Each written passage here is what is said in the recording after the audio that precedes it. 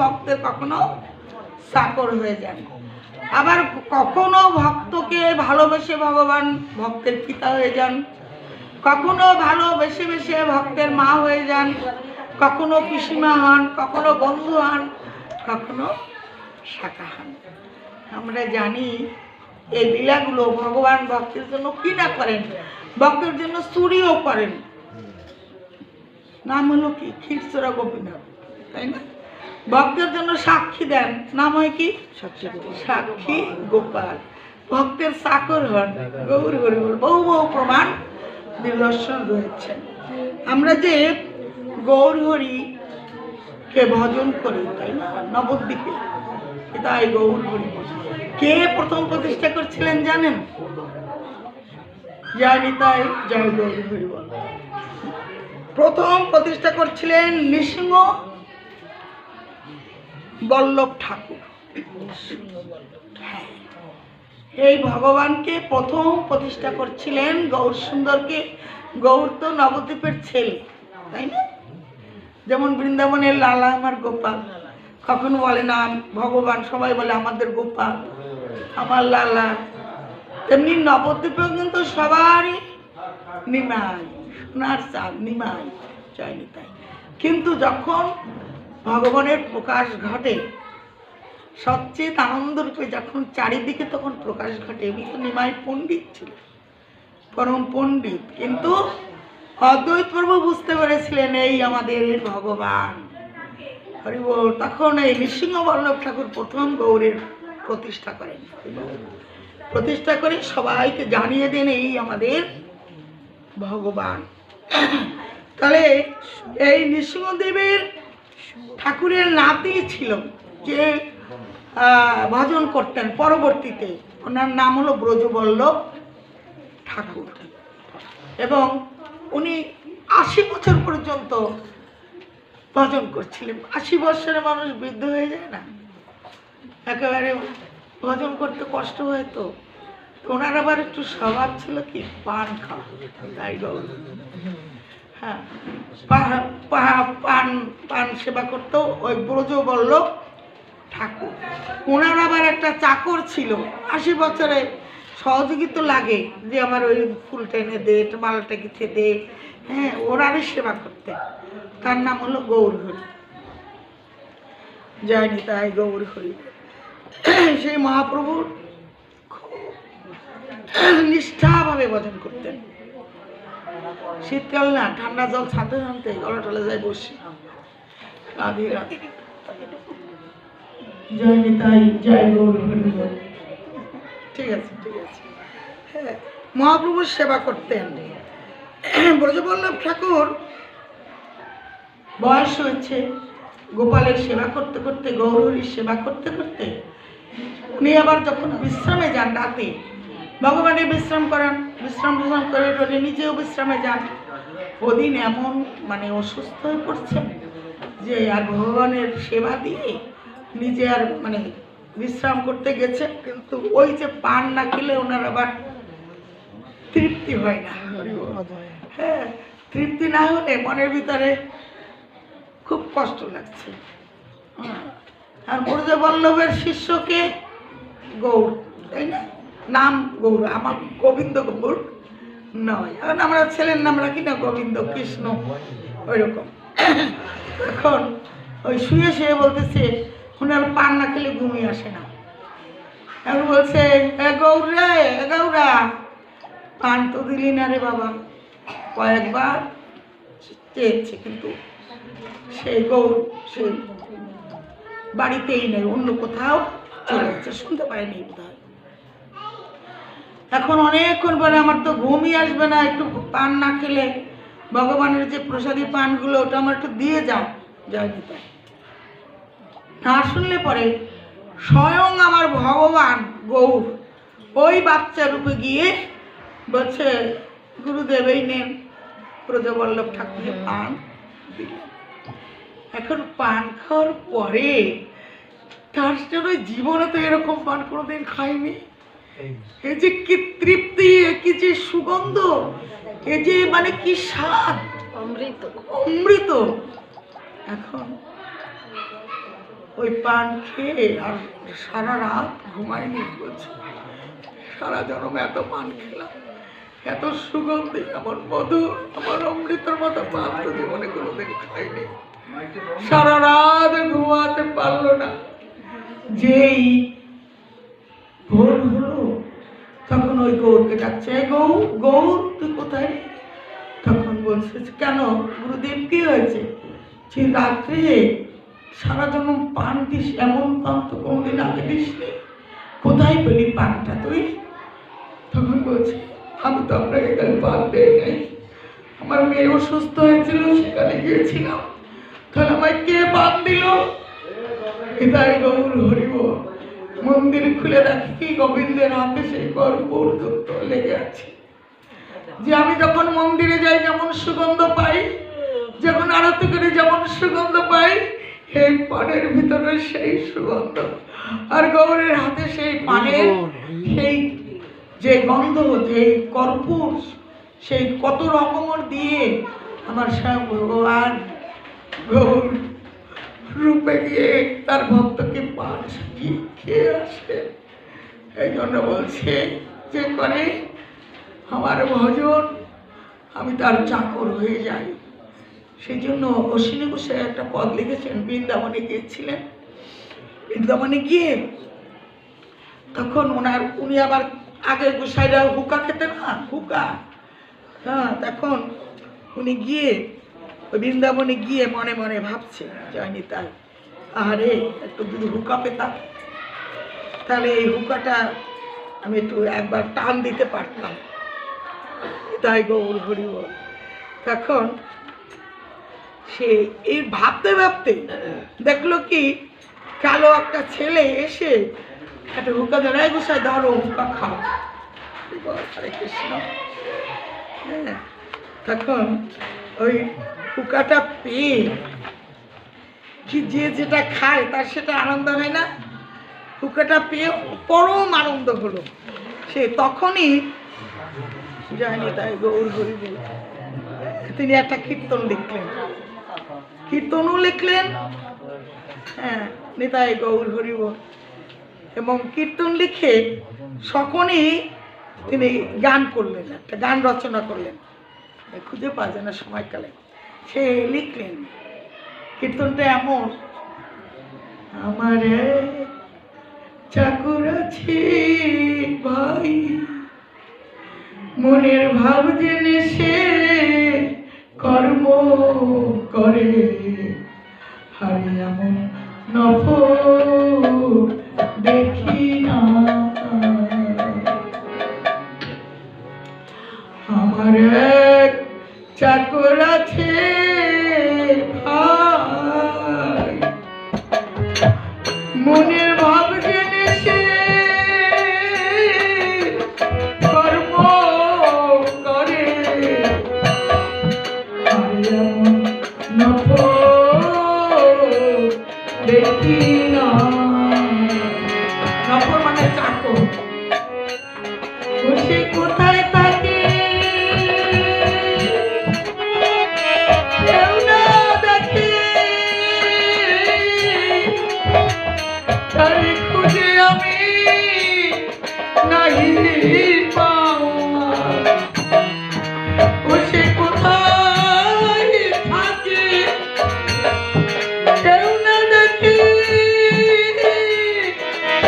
তারে খুঁজে আমি নাহি পাই। তোদের ভাব জেনেছি কর্ম করে, আরে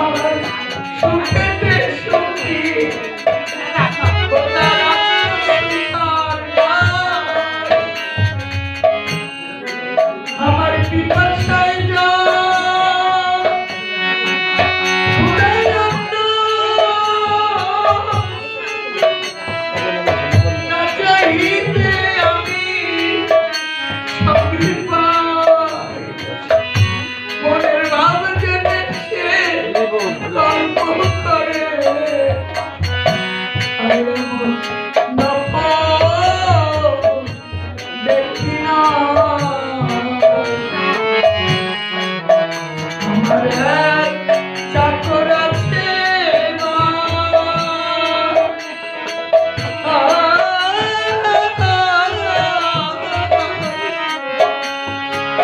মনের ভাব জেনেছে কর্ম করে এমন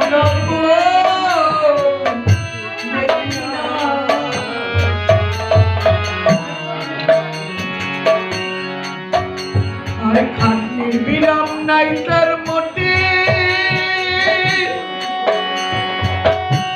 ওরে পার করে দেয় আপন পথে ওটার পারের মাসুল নাই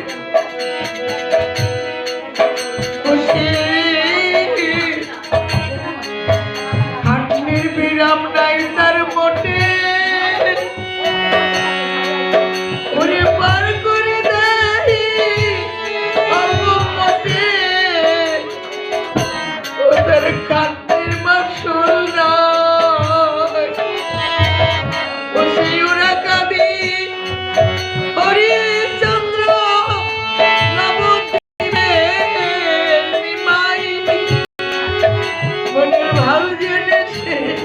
কর্ম করে আরে এমন দেখি না ভগবান যখন ভক্তের প্রতি যখন নির্ভর হয়ে যায়, ভক্ত যখন ভগবানের প্রতি নির্ভর হয়ে যায়, ভগবান তখন চাকর সেবা করে। এমনকি লাউফলা বাগেরহাট আপনারা অনেকেই জানেন, ওখানে গোপাল বাড়ি আছে, যাত্রা বাড়ি। ওখানে আমার ভগবান কি করছে জানেন, রাধাকান্ত নাম সেই স্বামীজির আশ্রমে উনি সেবা করেন। ওনার নাম হলো গোপাল। সেই গোপাল একদিন আপনারা কবি গান অনেকেই শোনেন, রসিক সরকার, বিজয় সরকার, নিশি সরকার, অনেক বড় বড় কবিয়া লাগেছিল।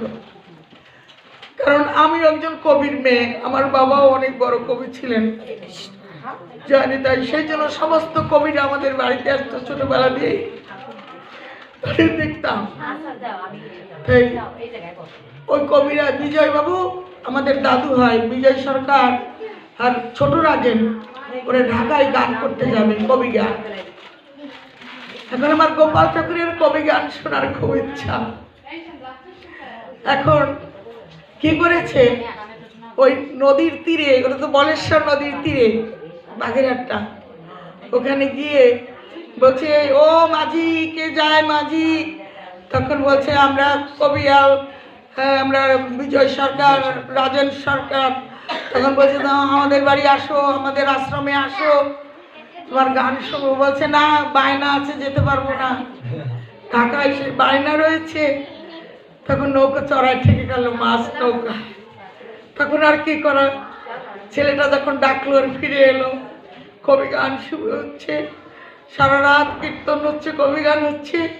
আর গোপাল কি করেছে জানে, ভক্ত সেবার জন্য সেই এই শীতের সময় কলাই শাক হয় না, শস্য বনে কলাই শাক, ওই গোপাল কি করেছে, ভক্তদের সেবার জন্য কলাই শাক তুলতেছে। একজন মুসলমানের খেতে, মুসলমান লোকটা আবার ক্ষেত দেখতে আসছে, মুঠি মুঠি কলাই শাক তুলে, সারা গাছ শস্য ফুল লাগানো, 2-8 শাক তুলেছে। আর বলছে এই কে রে? গৌর আমার খেতে না বলে কে শাক তুলছে? না বলে তুললে তো চুরি করা হয়, তাই না? তখন বলছে জানো জানো, আমাদের বাড়িতে সাধুরা এসেছে, গান হচ্ছে, সাধু সেবার জন্য নিচ্ছি। তোর নাম কি? বলে আমার নাম গোপাল। তোর বাবার নাম কি? আমার নাম, বাবার নাম রাধাকান্ত। বাবা রাধাকান্ত, তার নাম সাধু, সাধুর ছেলে গোপাল। তা চুরি করছিস কেন? দাঁড়া বেটা, চুরি দিতে যায় না। আসলে গোপাল তো চোর, তাই না? গোপাল তো চিত চোর। একবার তার নবীরাম নদীর দিকে দর্শন করলে আপনার চিত্ত মন প্রাণ সবই হরণ করে নেবে। হরি বল, হরে কৃষ্ণ, তাকে একবার ডাকবেন, আপনার মনটা হরণ করে নেবে। আপনি তাহলে জপ করবেন, দেখবেন রাত্রে রেখে দেবে, এই ওঠো ওঠো এখন জপ কর। আপনি না বললে কি হবে, সে আপনার ভিতর থেকে আপনাকে জাগিয়ে তুলবে। হৃদয় গৌর হরি বল। একবার যদি আপনার হৃদয়ে প্রতিষ্ঠিত হতে পারে, আপনি তারে ছাড়লে আপনাকে সে ছাড়বে না।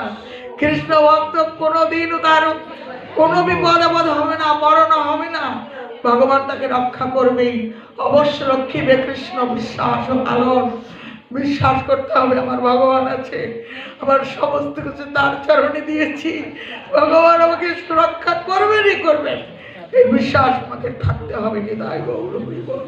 তখন ওই ছুটছে, ওই মুসলমান লোকটাও পিছিয়ে পিছিয়ে ছুটছে, গোপাল বাড়ির ভিতরে ঢুকেছে, গলি গলি পার হয়ে উনি তো সিংহাসনে গিয়ে দুয়াটি শাক দুই পাশে রেখে বসে আছে।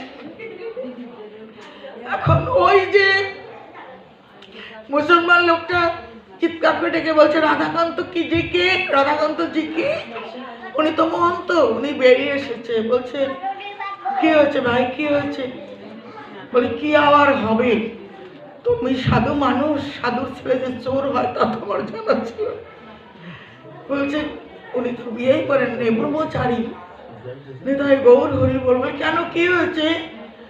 তখন বলল, আপনার ছেলে আমার ক্ষেতের থেকে অনেক শাক তুলেছে, বলল আমাদের বাড়িতে সাধু সেবা আছে, সাধু সেবা না দিলে কোনোদিন ভক্তিধন লাভ হয় না, গোপাল নিজেই দেখিয়ে দিলেন।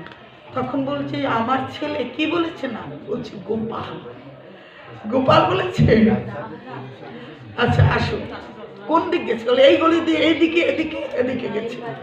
তখন ওই রাধাকান্ত বুঝতে পেরেছে, কারণ সেবকের সঙ্গে তো যারা পূজা করে, যারা ভগবানের পূজারী, সেবকের সঙ্গে কিন্তু ভগবানের কথা আদান প্রদান হয়, ভগবান বলে সেবক উপলব্ধি করে। হৃদয় গৌর হরি।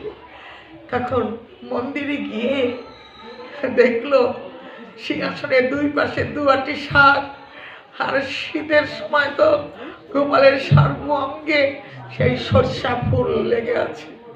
তখন বললেন, দেখুন সাহেব বলবে না, দাদা বলবে না, ভাই বলবে, বুঝতে পারছে না, দেখুন আমার গোপাল। আপনারা যেখানে আল্লাহ বলেন, খ্রিস্টানদের গড বলে, যারা যেই পরম ঈশ্বর সচ্চিদানন্দময়, যাকে তারা ভালোবাসে, আমরা তাকে ওই যে গোপাল বলে সিংহাসনে পূজা করি। সাধু সেবার জন্য এই দেখানো শাক এনেছি, আপনার যা ইচ্ছে আপনি তাই করতে পারেন।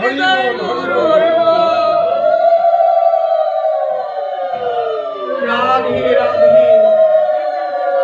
তখন ওই মুসলমান সাহেব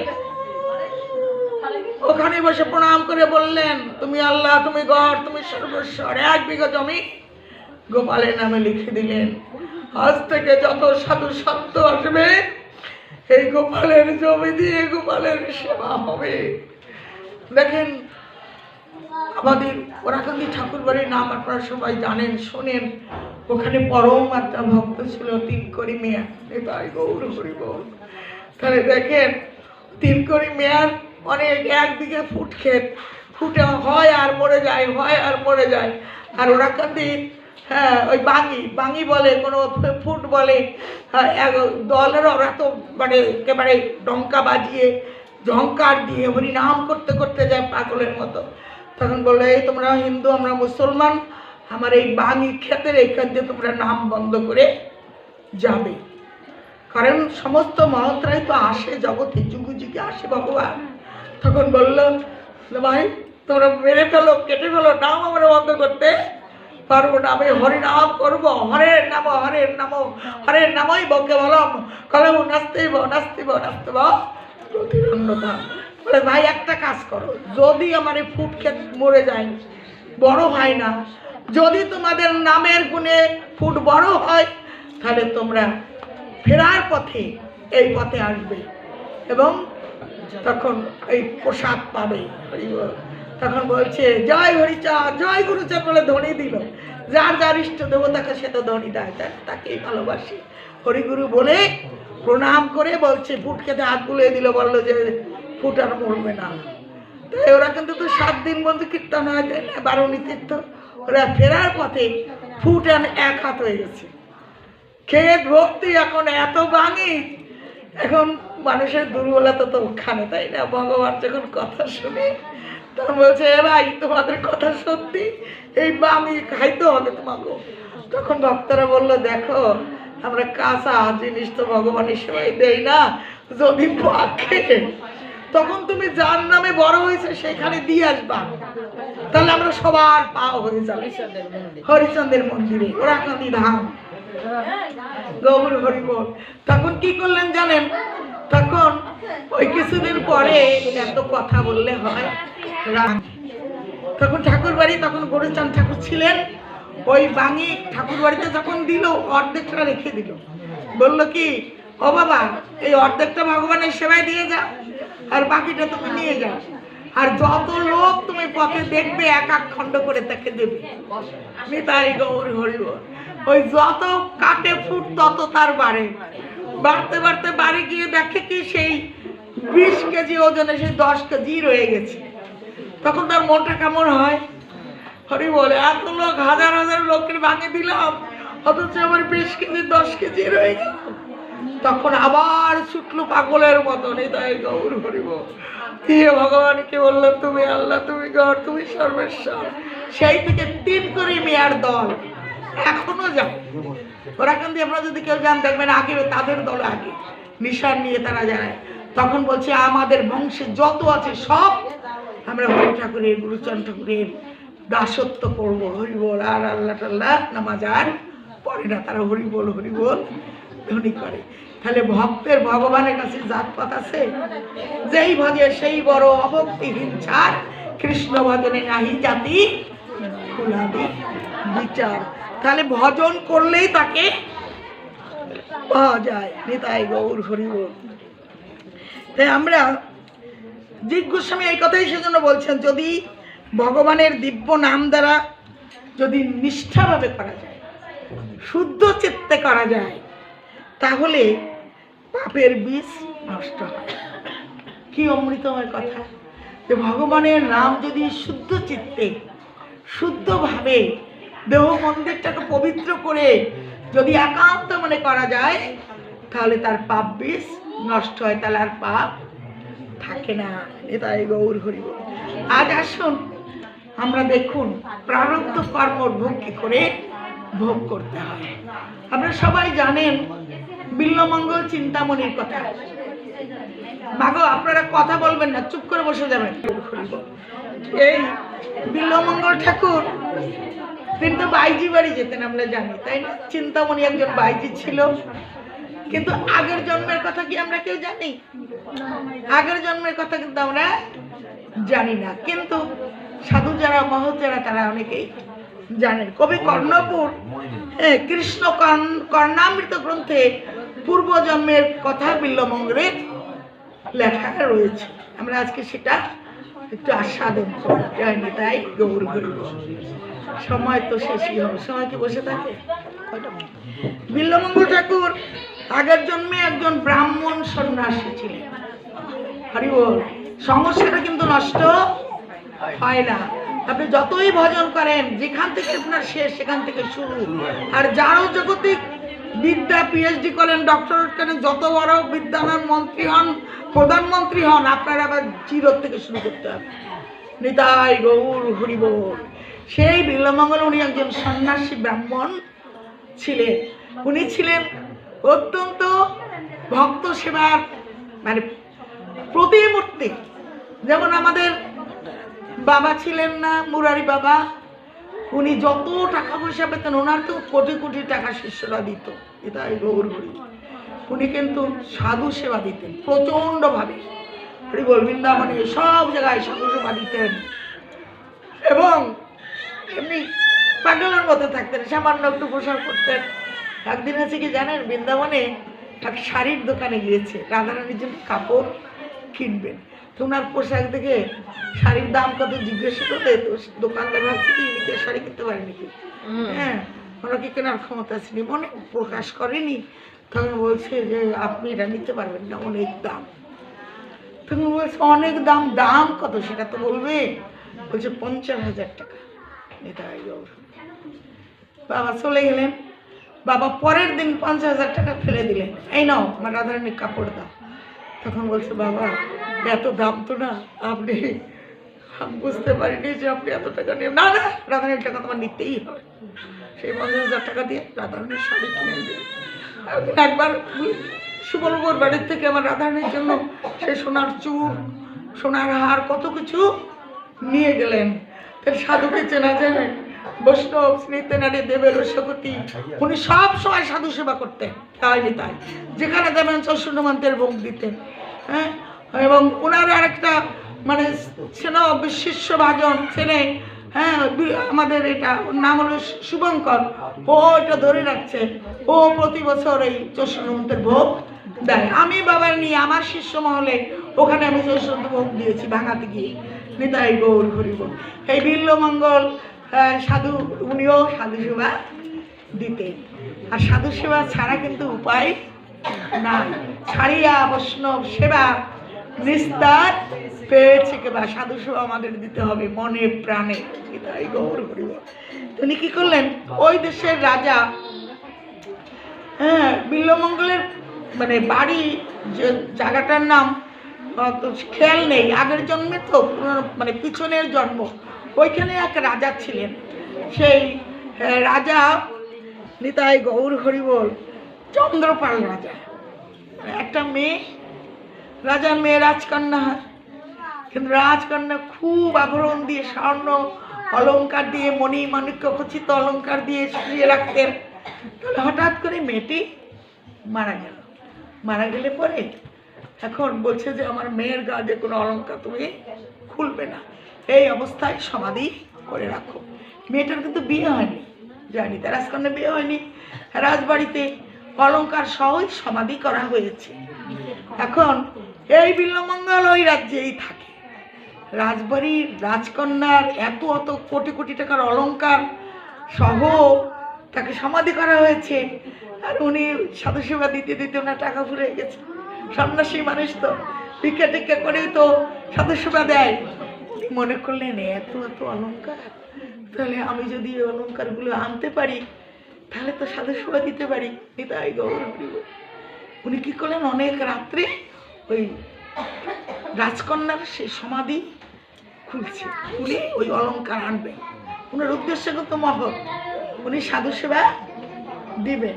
তখন কি করলেন, ওই অলঙ্কারগুলো খুলতে যাবে, ছুতে যাবে, হঠাৎ দৈববাণী হলো, এই সন্ন্যাসী তুমি আমাকে স্পর্শ করবে না, আমি কুমারী, আমার বিবাহ হয়নি, তুমি আমায় ছোবে না। তখন বলছে যে আমি তোমাকে ছোবো না, ঠিক আছে, কিন্তু তোমার এই অলঙ্কারগুলো মাটিতে পচে যাবে, মাটির মধ্যে মিশে যাবে, আমি এই টাকা দিয়ে সাধু সেবা দেবো। বলছে তুমি আমার বাবার কাছে, চন্দ্রপাল নামের আমার বাবা আছে, তুমি যাও, সেখানে গিয়ে বাবার কাছে বলবে আমি যে সিংহাসনে খাটে ঘুমাতাম, খাটের পায়ের নিচে অনেক মণিমাণিক্য আছে, ওই মণিমাণিক্য এনে তুমি সাধু সেবা দাও। তখন আর ওই অলঙ্কার আর ধরলো না, খুললো না, চলে এসে অনেক দিন সাধু সেবা দিল। গচ্ছিত তখন কতদিন থাকে, সাধু সেবা দিতে ওটাও ফুরিয়ে গেছে। আবার মনে হলো এবার গিয়ে আমি আবার খুঁজবো। নিতাই গৌর হরিব। খুঁজে যখনই ধরেছে তখন বলছি সাধু সন্ন্যাসী বিল্লমঙ্গল, তোমাকে বলেছিলাম না আমাকে স্পর্শ করবে না, তুমি পরবর্তী জন্মে তুমি পতিতার আশ্রয় হবে, তুমি বাইজির আশ্রয় হবে, এবং তোমার ধ্যান, তোমার জ্ঞান, তোমার বৈরাগ্য, তোমার সাধুতা সবই থাকবে, কিন্তু কিছু কাল তোমার মতিভ্রষ্ট হবে এবং তুমি বাইজি পারা যাবে। নিতাই গৌর হরিব। তখন চিন্তা করলেন মনে মনে, সাধু সেবা তো দিয়েই গেলেন, দেহ তো নশ্বর, হ্যাঁ নষ্ট হয়ে গেল, মরে গেল। পরবর্তী জন্মে বিল্লমঙ্গল আবার এক ব্রাহ্মণ ঘরে, জমিদার ঘরে জন্ম নিলেন। জন্ম নিয়ে উনি আবার কবি, সাহিত্যিক, অনেক গুণ তার, মানে ভিতরে সে ধ্যান জ্ঞান তো সবই আছে, রয়ে গেছে সব কিছু।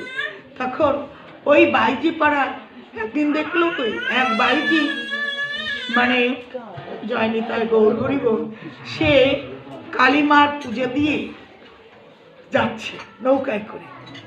এত রূপবতী, এত বড় সুন্দরী, হ্যাঁ, ওই বাইজির কাছে অন্য কেউ যেতে পারে না। হরিবল গেলেও কোটি কোটি টাকার প্রয়োজন হয়, শুধু গান শুনিয়ে যায়নি তাই গৌর হরি।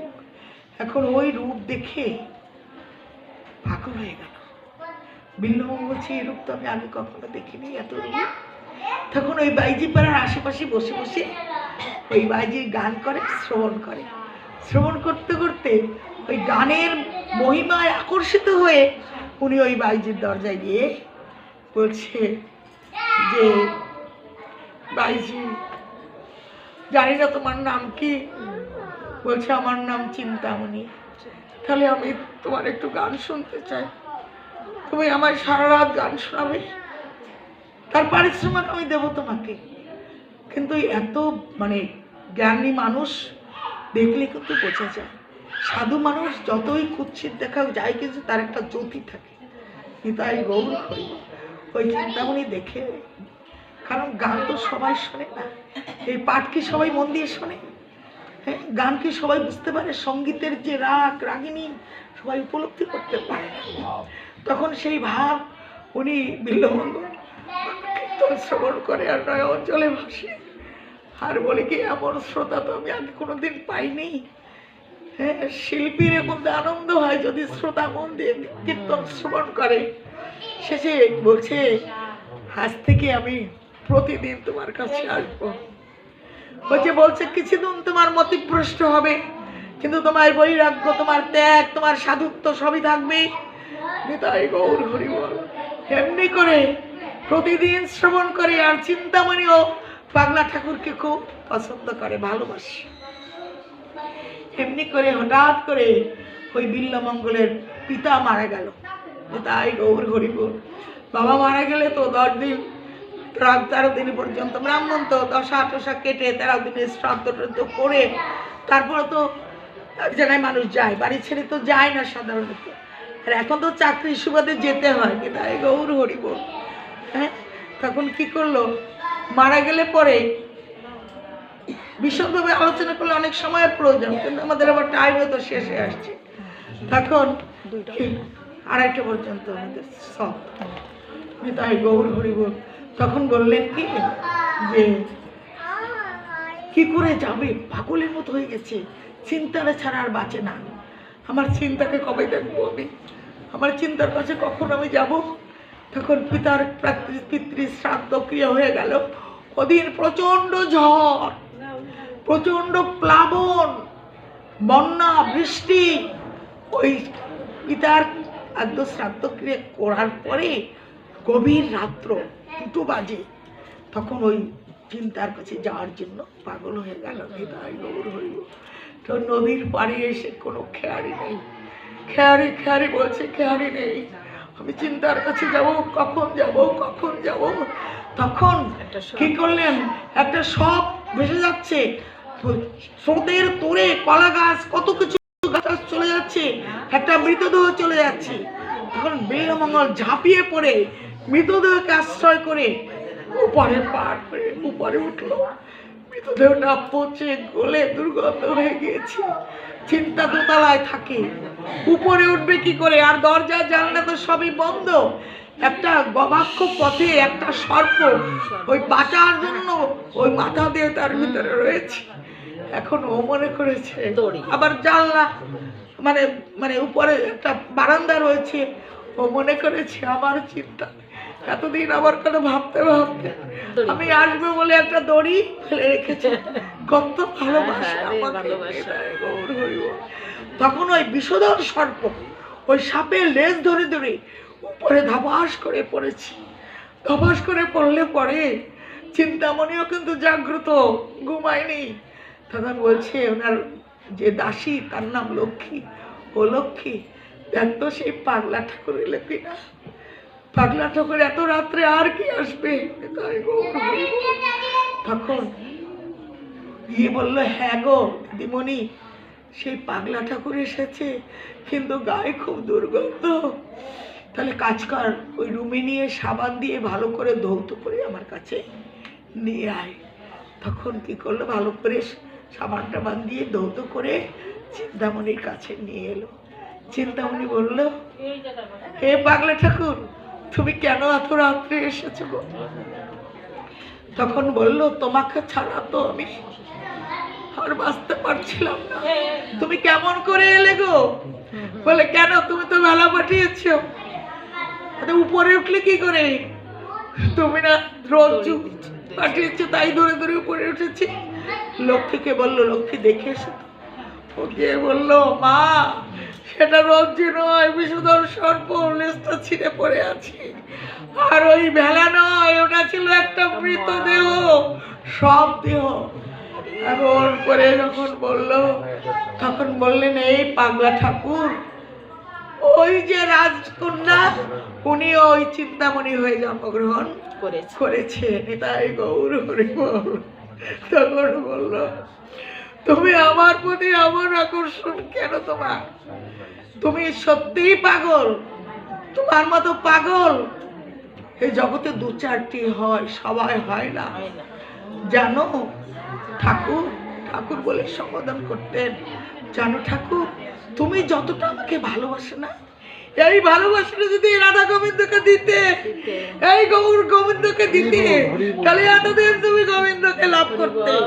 আমার মতো ভাইজি বেশ্যার জন্য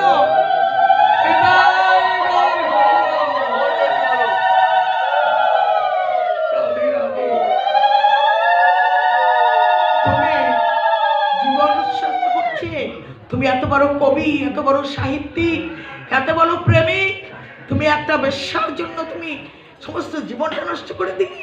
এই ভালোবাসা যদি আমার মাধবকে দিতে, এতদিন তুমি আমার মাধবকে তুমি পেতে। তখন বললো, এই নাও গোপাল, নাও, আমার কাছে আর জীবনে আসবে না, আমার মুখ তুমি দর্শন করবে না, আমাকে তুমি যদি একবার দেখতে চাও তাহলে বড়া মুখ দেখবে। এমনভাবে কঠিন প্রতিজ্ঞা করে বিল্বমঙ্গলের হাতে তুলে দিলেন। চিন্তাকে কি ভোলা যায়? কিন্তু মনে আঘাত পেলে ভালোবাসার মানুষের কিছু বললে খুব কষ্ট লাগে। তখন বললেন, আমি সত্যি চলে যাব বৃন্দাবনে, আর এই দেশে থাকবো না, চলে যাব ব্রজের পথে। তখন ব্রজের পথে চলতে চলতে পথে এক বণিক, তার স্ত্রীগণ ওই ঘাটে বসে বসে তারা জল দিচ্ছিল, স্নান করছিল, অপূর্ব সেই চিন্তামণির মতো দেখতে। তখন উনি ওই চিন্তামণির দিকে তাকিয়ে মনে মনে ভাবলো, আমি যদি আরেকবার চিন্তামণিকে দেখতে পেতাম। আর ওখানে বসে কাব্য রচনা করছি। ওই বণিকও দেখে বলছে, স্ত্রী গিয়ে বলছে, জানো একজন ঠাকুর আর 7-8 দিন ধরে ওই নদীর ঘাটে বসে থাকে, আর আমি গেলে আমার দিকে কেমন করে তাকায়।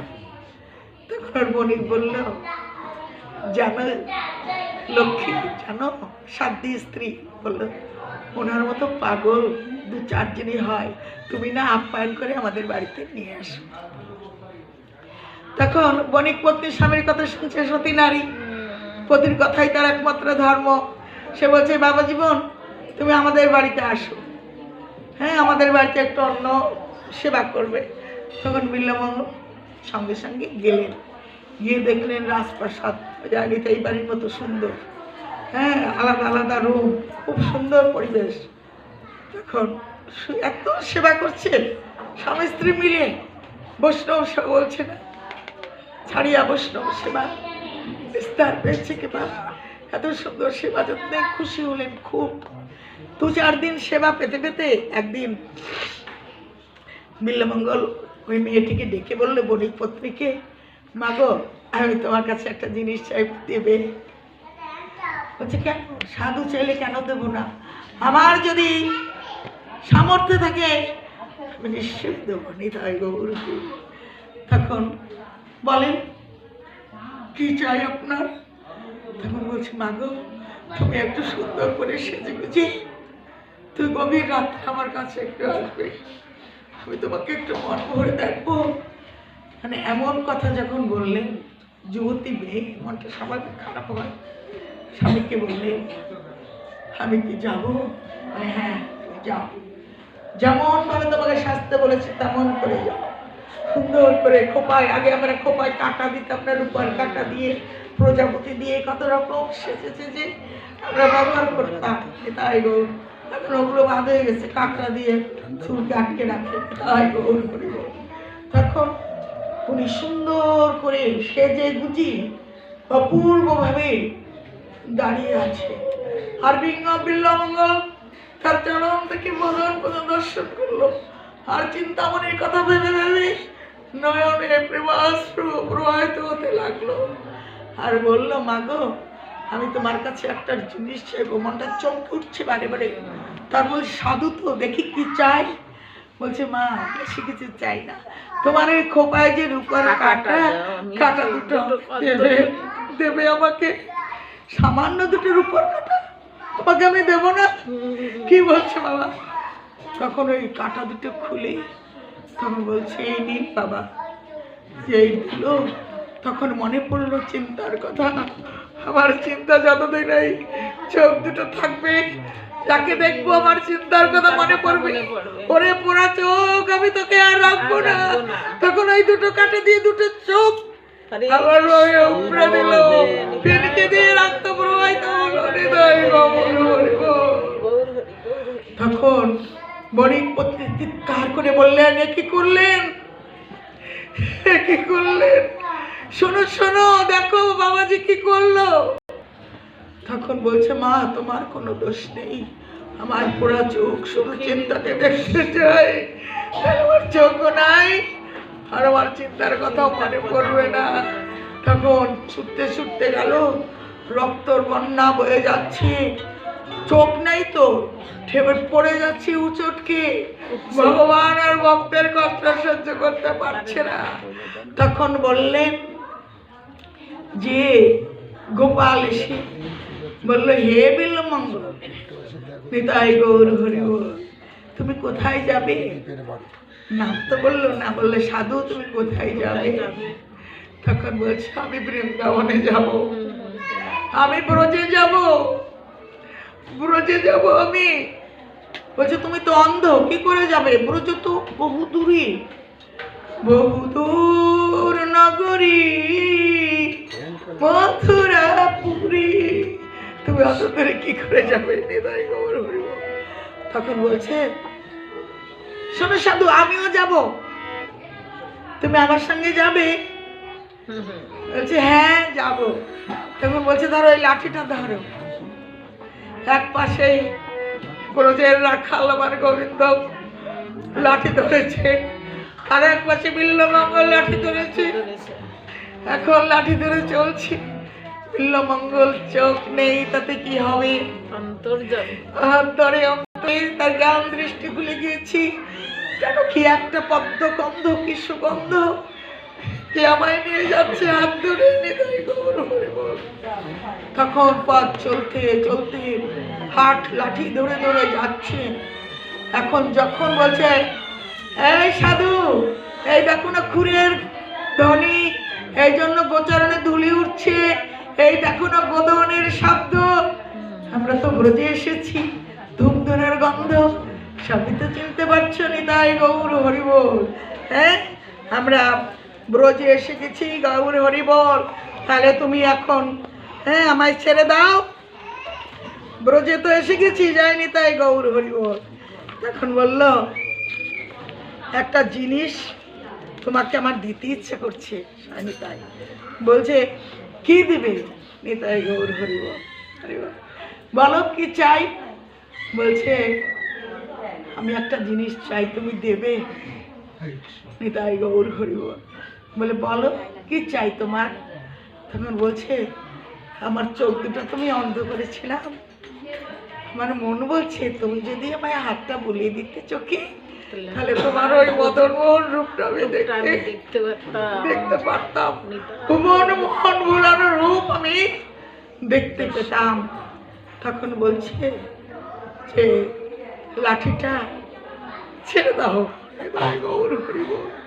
ভগবান বললেন, তুমি কি করে বুঝলে আমি যে ব্রজের রাখাল? আমি তো তোমার হাত ধরে নিয়ে এলাম এত দূর। তখন বলছে, তোমাকে যারা ভালোবাসে তারা বুঝতে পারে, তোমার উপলব্ধি বুঝতে পারে, তোমার ক্ষুধা তৃষ্ণা বুঝতে পারে, তোমার ভাব উপলব্ধি করতে পারে। তার হৃদয়ে সেই সাত্ত্বিক ভাব উপলব্ধি হয়।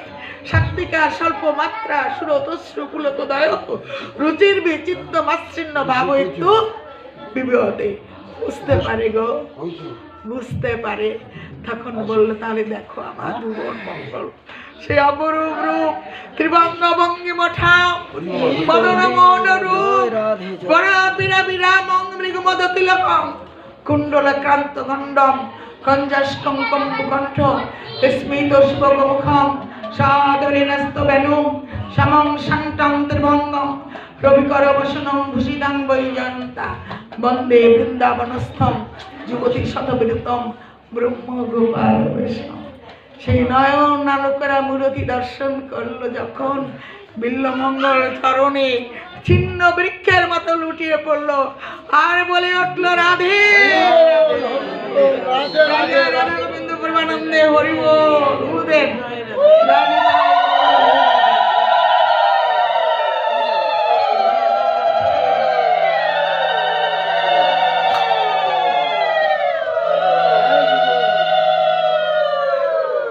এসেছে তো বিল্বমঙ্গল, তাহলে আমরা একটা কীর্তন করি এখন।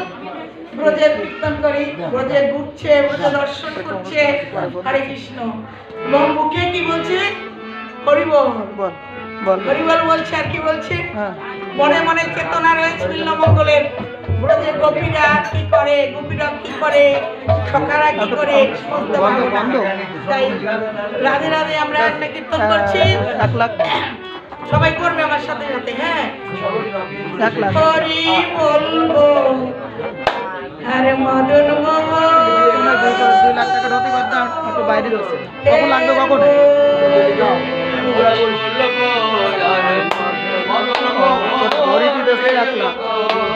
হরি বলবো আরে মদন